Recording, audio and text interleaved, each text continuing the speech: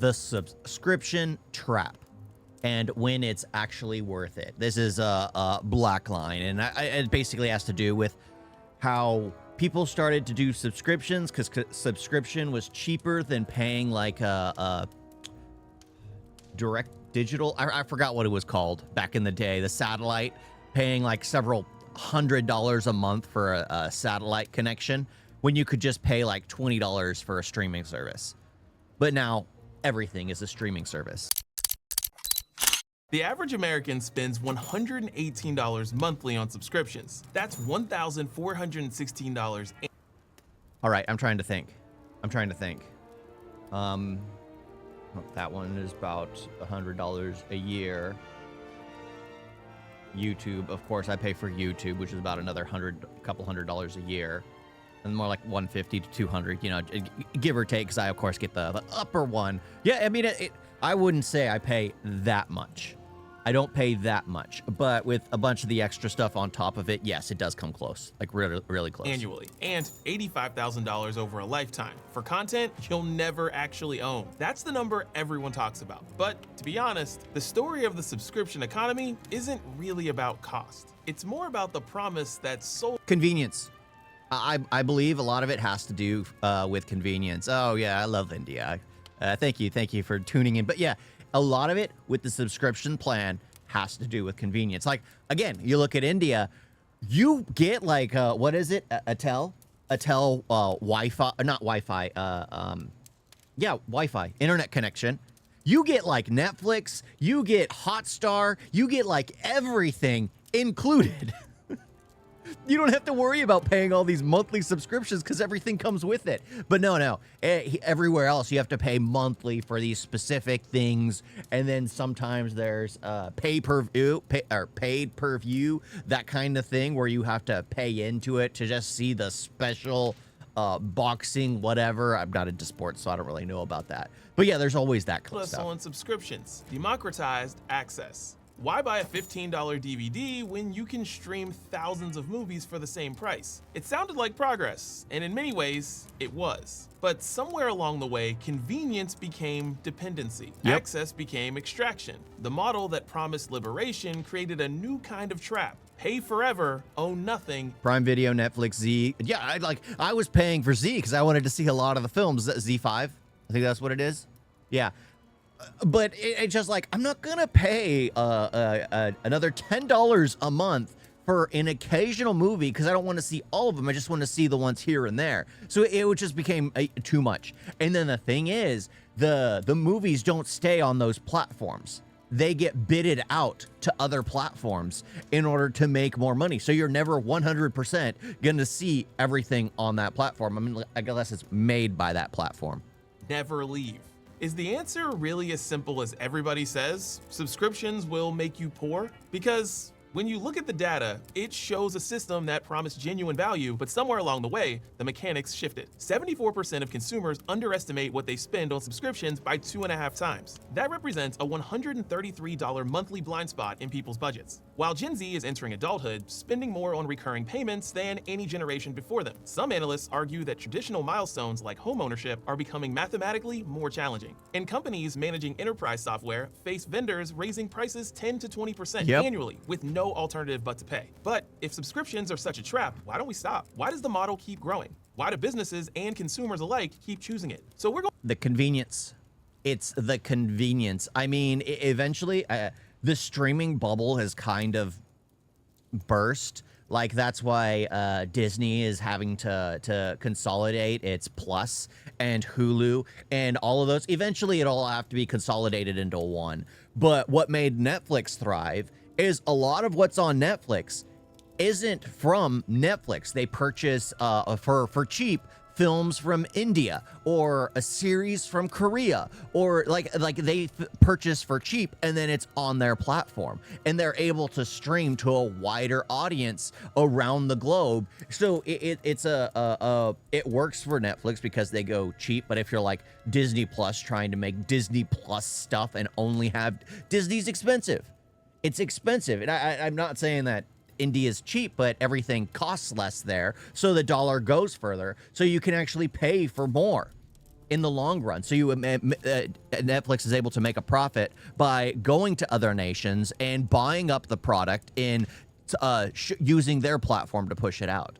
But a lot of the other ones, they burst because they weren't able to do that. I want to investigate how this actually works. Not the fear-mongering version or the marketing version, the real data version. We'll trace the mechanics across consumer spending, generational wealth dynamics, and business software procurement. Because once you see the patterns, the distinctions become clear. Some subscriptions democratize, others extract. Some empower, others trap. The main point of the subscription economy is that everybody uses it and criticizes it at the same time, while no one really explains the reasons for this misconception. West Monroe surveyed thousands of Americans and asked them to estimate their monthly subscription spending. The average guess came in at $86. When researchers tallied the actual charges hitting bank accounts, the real number was $219. People underestimate by a factor of 2.5. The subscriptions have become invisible, woven into the background of financial life in a way that traditional purchases never were. This invisibility creates a second problem.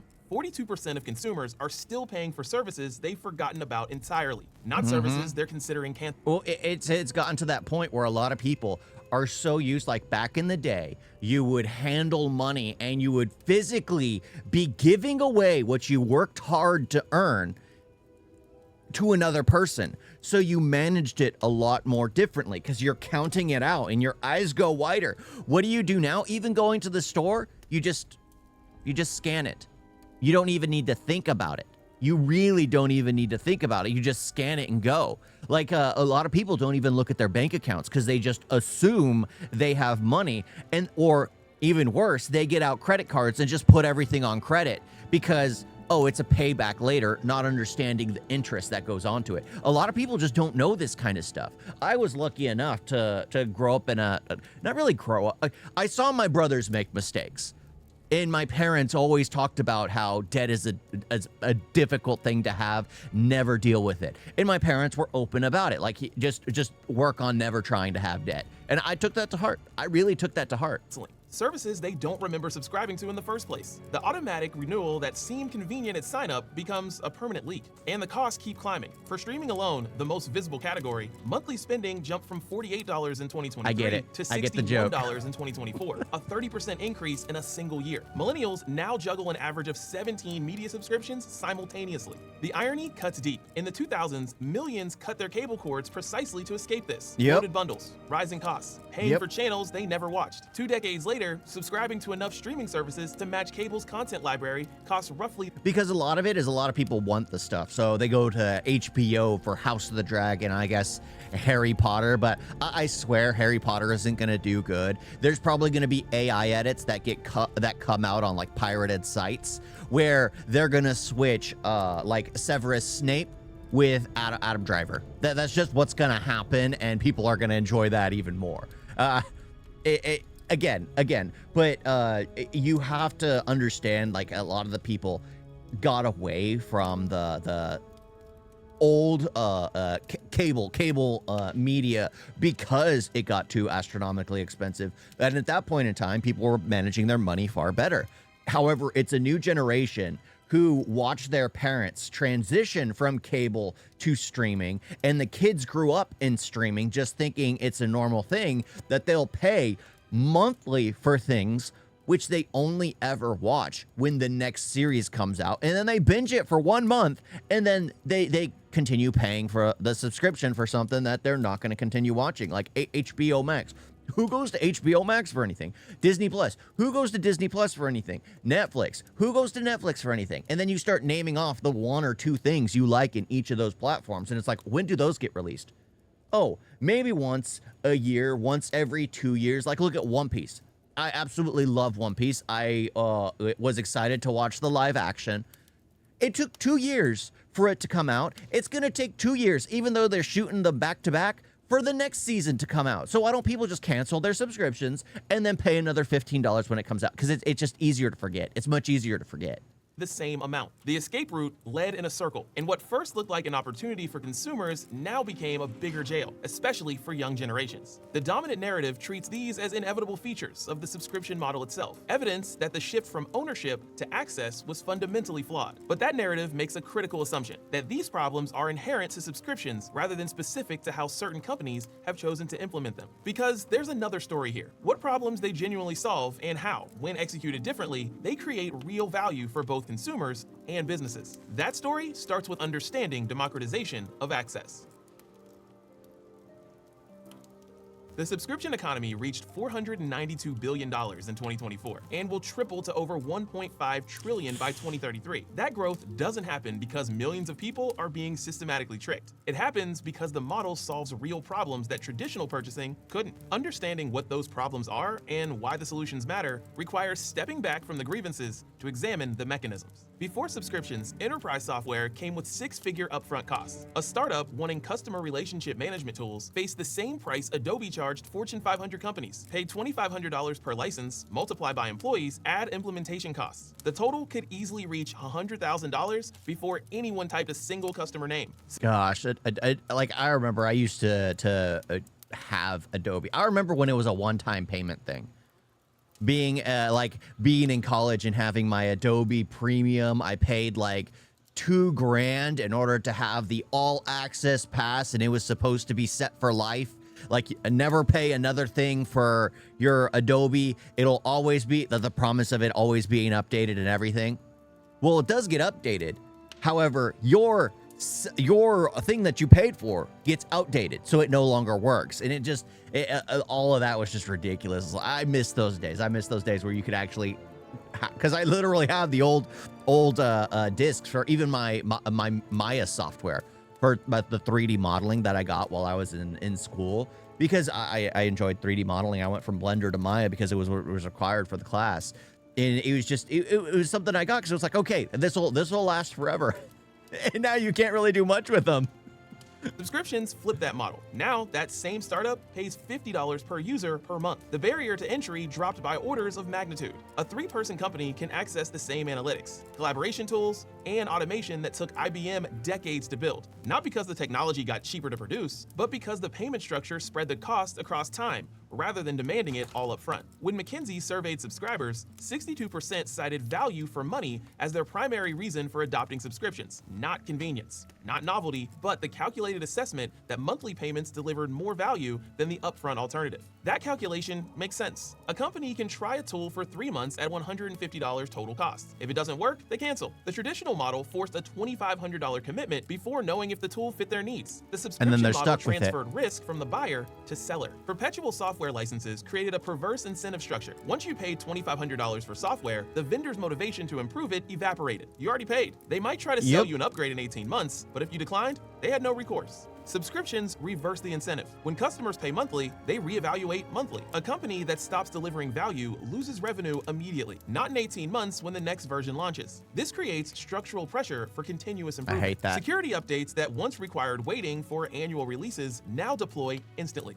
Features ship when ready, rather than being bundled into major version drops. Bugs get fixed because they directly impact retention, not because they might affect future upgrade purchases. The data confirms this alignment. Zuora tracked subscription businesses from 2012 to 2022 and found they grew 435%, 4.6 times faster than the S&P 500 over the same period. That outperformance wasn't random. Subscription companies survived economic shocks better. During the first quarter of 2020, when the S&P 500 contracted 1.9%, subscription revenues grew 9.5%. Why? Because recurring revenue creates predictability. A company with 10,000 monthly subscribers knows with reasonable confidence what next month's revenue looks like. A company selling perpetual licenses has no idea if next month brings 10 sales or 0. Investors value— Not only that, is like after someone has paid for it once and realized it only has a certain lifespan, they're never going to pay for it again. At least that was my experience, because it was like I paid thousands of dollars for something that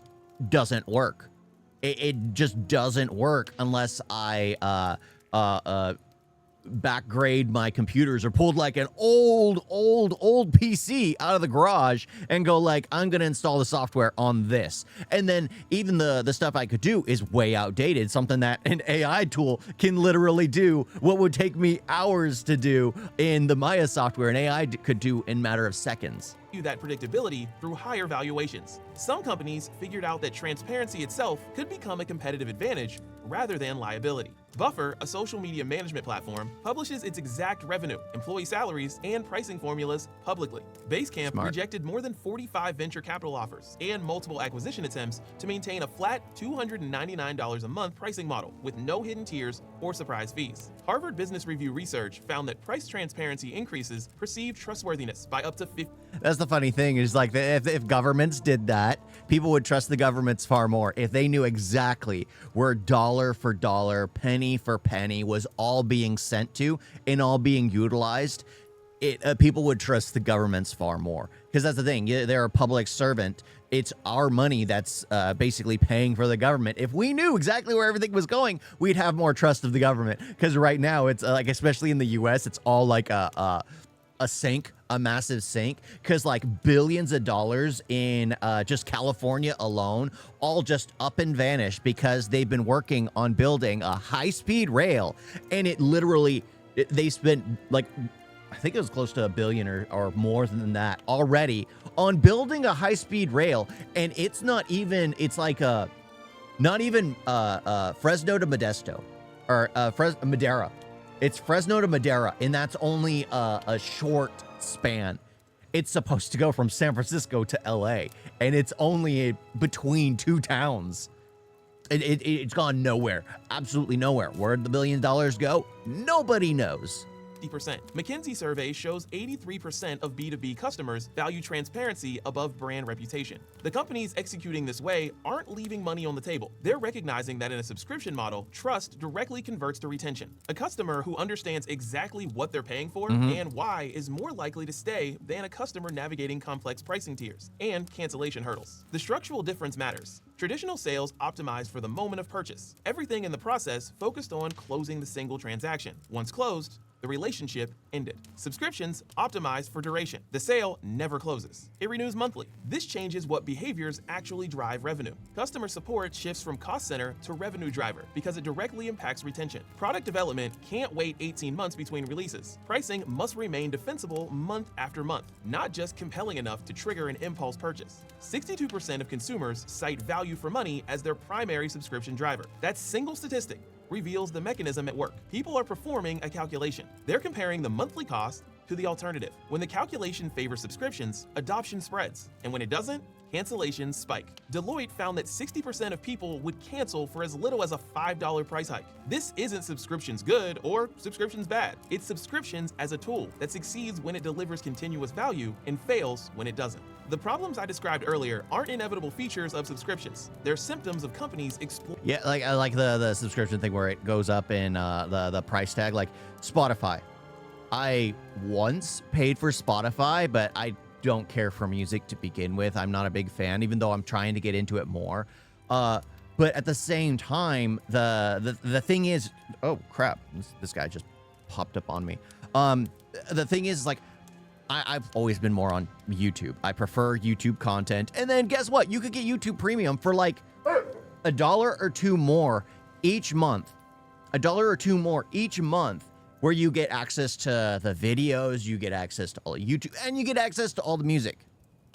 All the music as well. It just makes more sense to go on to YouTube than it did to Spotify. Well, why would I pay for both YouTube and Spotify when YouTube has the same exact thing? And you gotta find like the middle ground, because even like Netflix has games. Netflix actually has games. They have like the old Grand Theft Auto San Andreas, Grand Theft Auto 3.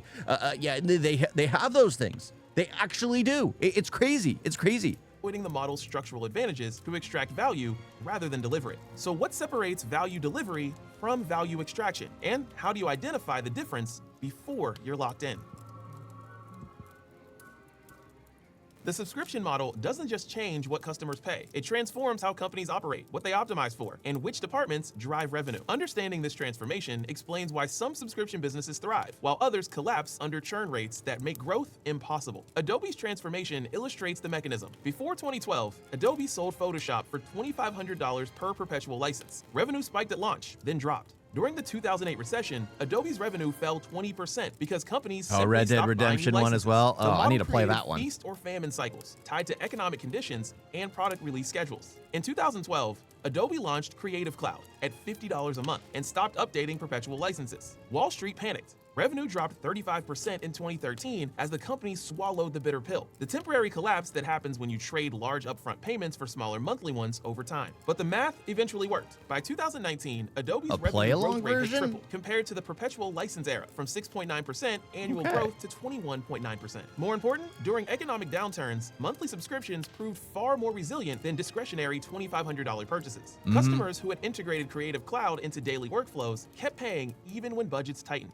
The stock market noticed. When software companies announce clear transitions to subscription models, investors increase valuations by an average of 2.2%, not because the technology improved, but because recurring revenue reduces uncertainty. A company with predictable monthly income can plan, invest, and weather shocks. A company dependent on unpredictable one-time sales cannot. In traditional software sales, 90% of marketing and sales budgets targeted new customer acquisition. Existing customers received minimal attention because they'd already paid. Support was a cost center to be minimized. Subscriptions flip this model. Customer support becomes revenue generation because it directly impacts whether customers renew. Product development can't wait 18 months between major releases because customers reevaluate value monthly. Pricing must remain defensible continuously, not just compelling enough to close an initial sale. The companies that grasp this shift treat retention as their primary growth engine. A powerful SaaS, for example, derives 72% of its revenue growth from existing customers expanding usage, not from new customer acquisition. This net revenue retention, above 100%, means that even if it required zero new customers, revenue would still grow because existing customers consume more over time.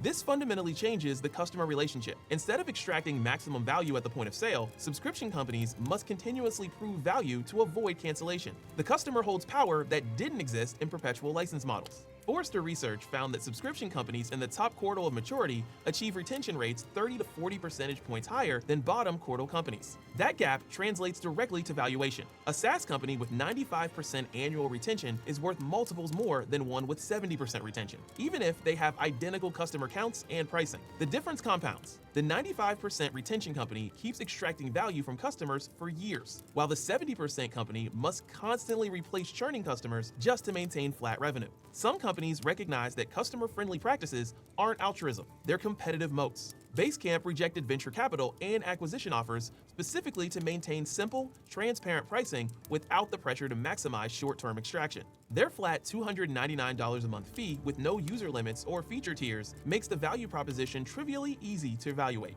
It's recognition that in subscription models, trust converts directly to retention. Customers who understand exactly what they're paying for and can leave easily are paradoxically more likely to stay than customers trapped by complexity and switching costs. Governments worldwide are now imposing what market leaders adopted voluntarily. The UK identified 10 million unwanted subscriptions costing consumers £1.6 billion annually. The US Federal Trade Commission's click to cancel rule mandates that cancellation must be as simple as subscription. These regulations threaten businesses built Because that's the thing, I always hated like trying to figure out how to cancel something when especially when they make it difficult on purpose. I would get to the point where you call the bank, tell them to no longer pay it, or because I'd put it like on a debit card, and then I just say I lost my debit card, I need a new debit card. And then I just never redo it because the debit card would no longer be getting charged. That's basically what you would have to do when it'd come to those ones that would make it incredibly difficult to cancel. But that's how I was. It was just like, if they're going to try and scam me, I'm just going to cancel my card and they'll just, well, I wouldn't be paying it anymore. But yeah, there has to be an easy way. I always hated you have to click this, you have to click this, you have to click this. Oh, you know the spot which normally says, yes, you agree to cancel? It actually says, no, you're not going to cancel now. So you have to go to the other one. A lot of people don't read. So they'd click the one that they think was yes, because it's the highlighted one, always on the right side. It's highlighted, and that's normally where it's like, yes, this is what you want. But it changes to where it says, no, you don't want to cancel. But a lot of people don't read, and they end up saying, no, they don't want to cancel. And then they pay another month, and they forget because they thought they canceled. And then they're constantly paying because they thought they had canceled. On friction. Companies that rely on forgotten subscriptions, complex cancellation procedures, and opaque pricing to maintain revenue. The subscription economy will reach $1.5 trillion by 2033. Not because companies found clever ways to trap customers and recurring charges. It will reach that scale because when executed correctly, subscriptions solve real problems. They democratize access to tools previously available only to large enterprises. They align incentives toward continuous value delivery, and they transfer risk from buyer to seller. This creates a natural selection pressure.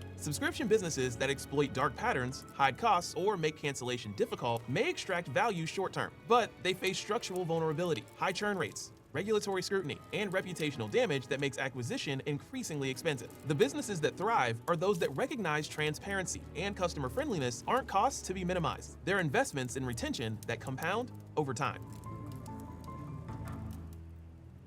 The subscription economy isn't collapsing under its own weight. It's maturing. Consumers are learning what questions to ask. Companies are learning what behaviors retention actually requires. Regulators are learning where markets fail and intervention becomes necessary. I think Spotify is useless. Like, you can buy YouTube subscription and make a playlist there. Exactly.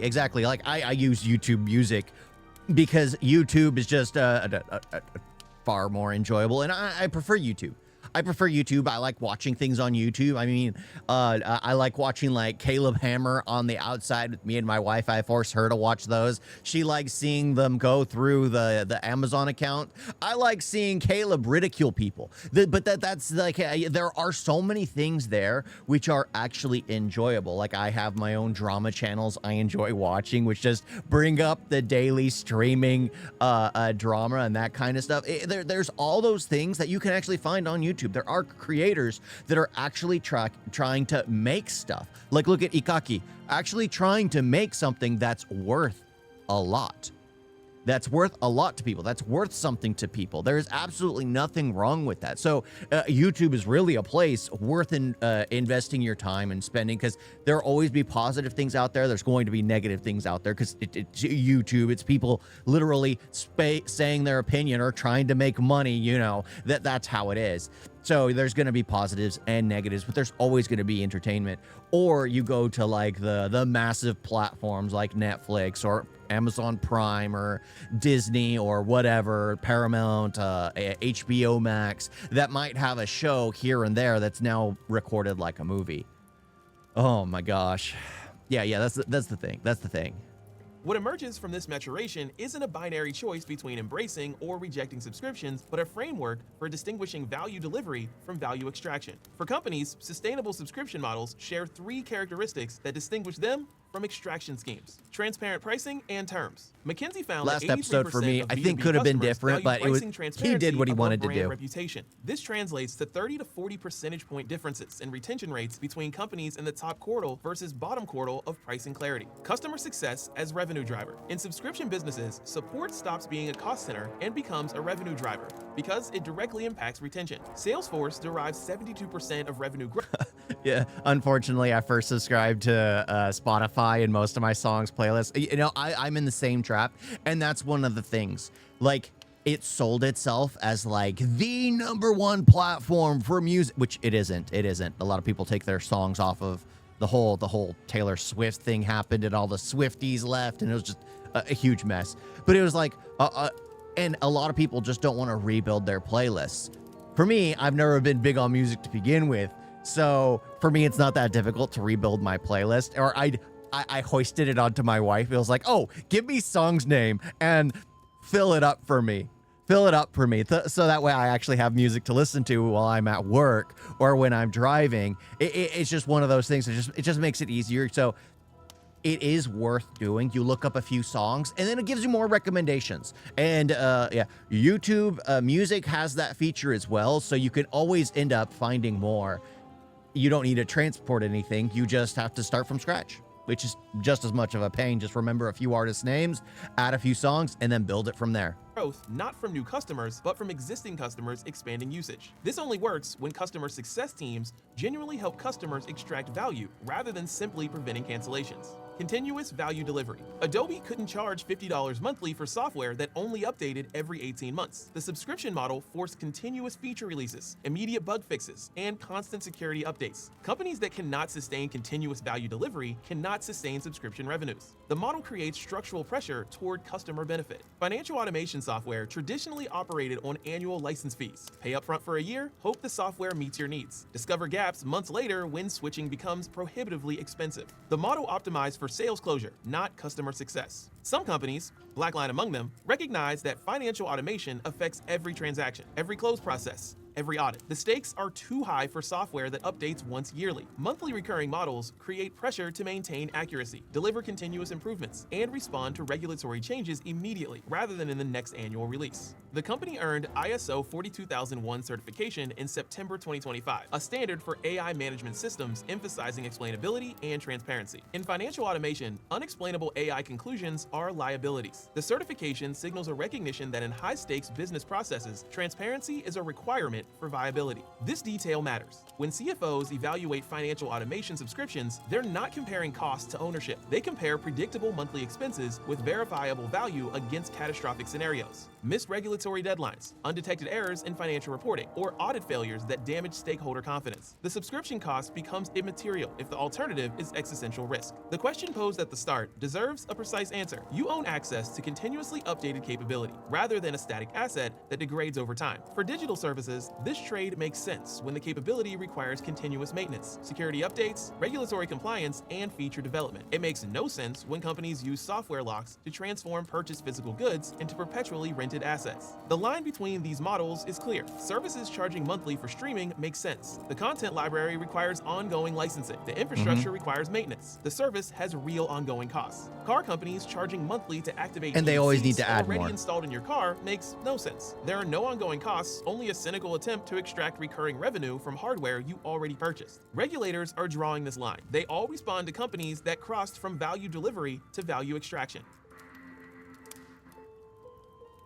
The subscription economy reached $492 billion in 2024 and will likely triple by 2033. That growth will come from subscriptions that solve real problems, deliver continuous value, and maintain transparent relationships with customers who can leave at any time. It will not come from dark patterns, forgotten subscriptions, and cancellation friction. Those tactics face structural headwinds, regulatory intervention, consumer awareness, and competitive pressure from companies that recognize Yeah, anything that does dark patterns or like gotcha games are the dark patterns because it's like the gambling addiction, the pay in order to get further, the cancellation hardships are the ones where it just makes it next to impossible in order to cancel. There are those things that once you realize them, and especially like gambling, if you have an issue with gambling or some kind of addictions like that, you have to avoid gotcha games, you have to avoid things like that. You have to know you have to draw a hard line to never get invested in those kinds of things, because people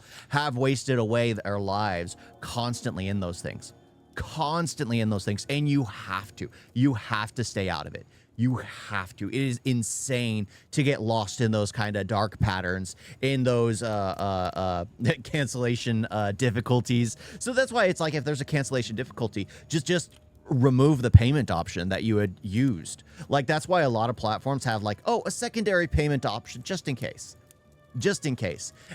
Never fill in the secondary unless it's like something you have to have.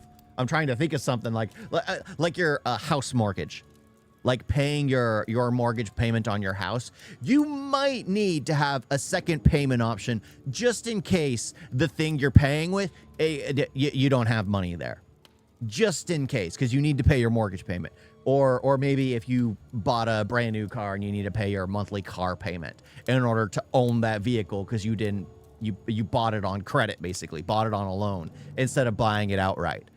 But there are those things where it's like, yes, you need a secondary payment option. But for most things, it's like for Netflix, no, they don't need a secondary payment option. They don't. It's not important. If I don't pay that month, I just don't have it that month. It's that simple. transparency as moat building rather than revenue limiting. The framework for navigating this landscape is straightforward. Evaluate subscriptions against their alternatives, demand symmetry between subscription and cancellation, and monitor whether value remains constant or degrades over time. For consumers, this means periodic audits of recurring charges and willingness to cancel when value disappears. For businesses, it means recognizing that in subscription models, trust converts directly to retention, and retention determines whether your business model compounds or collapses. The subscription trap is real. It's not inevitable. It's a consequence of companies optimizing for acquisition over retention, extraction over delivery, and short-term revenue over long-term viability. The companies that thrive will be those that recognize what we learned through its transition. Customers who can leave easily but chose to stay are worth more than customers who stay because leaving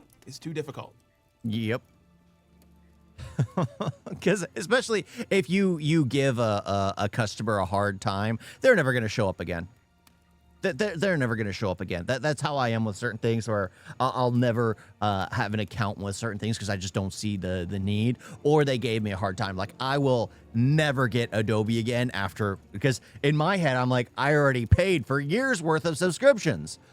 And it literally got canceled on me within a few months of me purchasing it, because it was right around when they were going to come out with the new release, allegedly. And it just ruined the entire experience for me. It just like, nope, absolutely not. I'm not going to do any Adobe. Like, that's the thing, my editing, because for school, I needed the Final Cut Pro.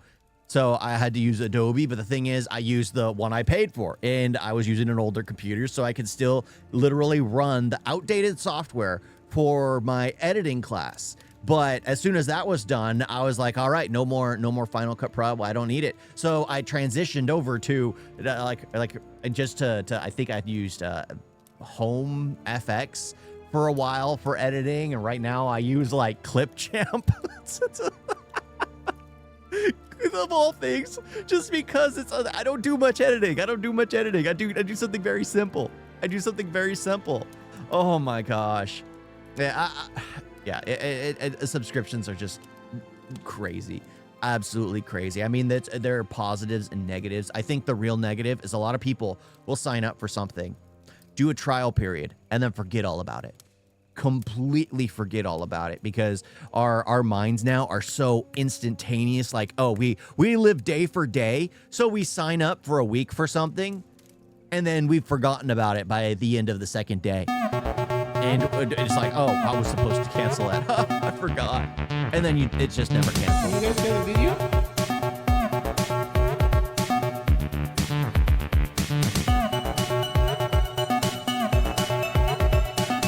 So bad. And don't forget to like and subscribe. Wait, like that.